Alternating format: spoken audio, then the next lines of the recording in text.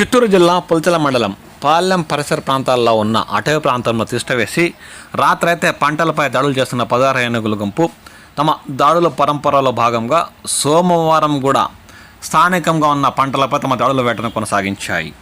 పుల్చల మండలం పాలెం పంచాయతీలో సోమవారం వేకువజామున ఏనుగుల గుంపు దాడిలో మామిడి చెట్లకు అపార నష్టం వాటిల్లినట్లు స్థానిక రైతులు ఆందోళన చెందుతున్నారు.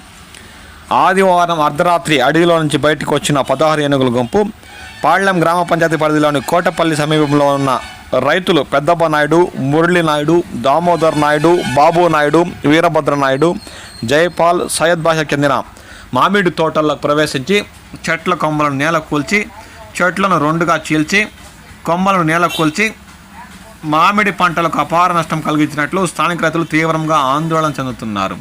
సంబంధిత శాఖ అధికారులు ఈ 16 ఏనుగుల గుంపుపై ప్రత్యేక దృష్టి సారించి దూర ప్రాంతాలకు తరమేస్తే తప్ప తమకు ఈ సమస్య తీరలేదని వారు వాపోతున్నారు.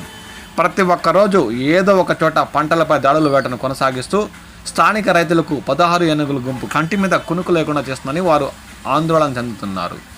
అంతేగాక జరిగిన నష్టానికి రాష్ట్ర ప్రభుత్వం నుండి ఆర్థిక పరిహారం అందేలా చూడాలని వారు ఈ సందర్భంగా సంబంధిత శాఖ అధికారులను కోరుతున్నారు.